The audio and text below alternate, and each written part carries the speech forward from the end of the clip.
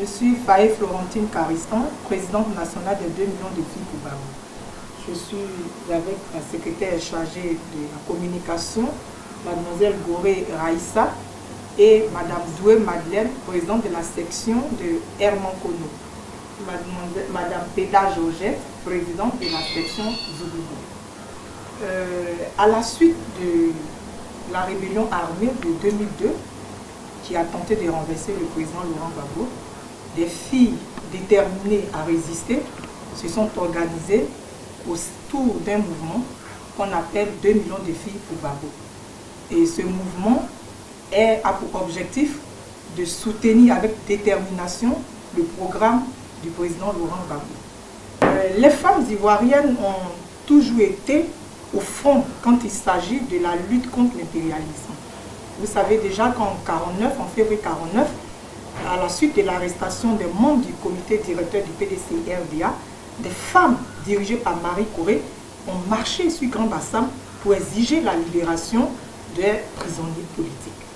Et c'est dans cette même veine qu'aujourd'hui, les 2 millions de filles de Gbagbo sont une locomotive pour exiger la libération du président Laurent Gbagbo. Nous, notre objectif, nous, les filles de 2 millions de Gbagbo, notre nom déjà, le nom de notre mouvement montre déjà que nous ne pouvons pas rester en marge de la libération du président Laurent Gbagbo. Nous étions avec lui hier pour soutenir son programme lorsqu'il était au pouvoir. Aujourd'hui, il est incarcéré à la CPI, injustement incarcéré d'ailleurs.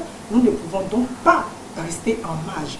L'enjeu pour nous, en nous associant à cette pétition, c'est pour demander, exiger la libération de notre leader, qui est injustement incarcéré.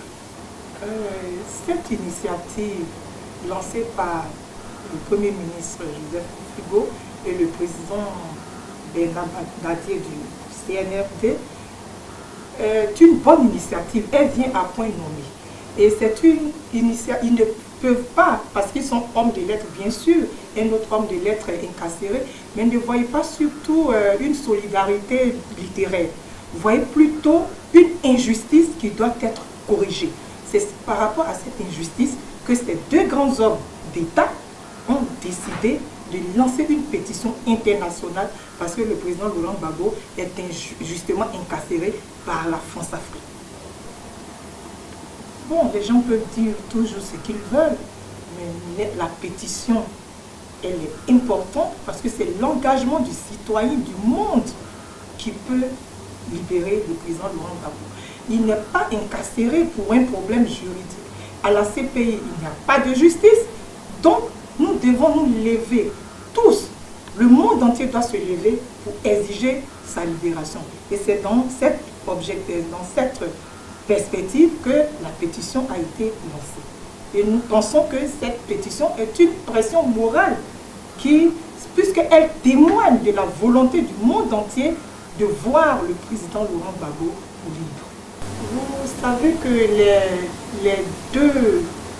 tous les cas des prisonniers politiques sont liés au cas du président Laurent Gbagbo. Une fois que le président Laurent Gbagbo est libre, tous les autres prisonniers politiques seront libres. Mais nous, jeunes femmes et femmes de Côte d'Ivoire, nous sommes toujours prêtes à nous engager pour la libération de tous les prisonniers politiques. Que ce soit Maman Simone, que ce soit le ministre Lida Kwasi, tous les prisonniers politiques et exilés dans d'autres pays, nous nous engageons. Depuis déjà, nous sommes engagés, nous continuerons des luttes. Mais pas des luttes pacifiques. C'est pour ça que nous adhérons à la pétition internationale. Nous ne sommes pas violents.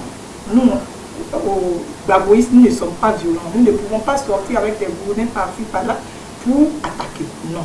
Mais nous avons notre manière, la non-violence, pour exiger la libération de tous nos prisonniers. Nous lançons un appel à tous les citoyens du monde entier et surtout en particulier les Africains pour signer cette pétition internationale. Car cette pétition est la voie la plus indiquée pour exiger la libération du président Laurent Gbagbo qui est injustement incarcéré. Et pour que la Côte d'Ivoire soit réconciliée, il faudrait que le président Laurent Gbagbo revienne ici en Côte d'Ivoire. Parmi les siens, en ce moment-là, nous pourrons dire que la Côte d'Ivoire est totalement réconciliée.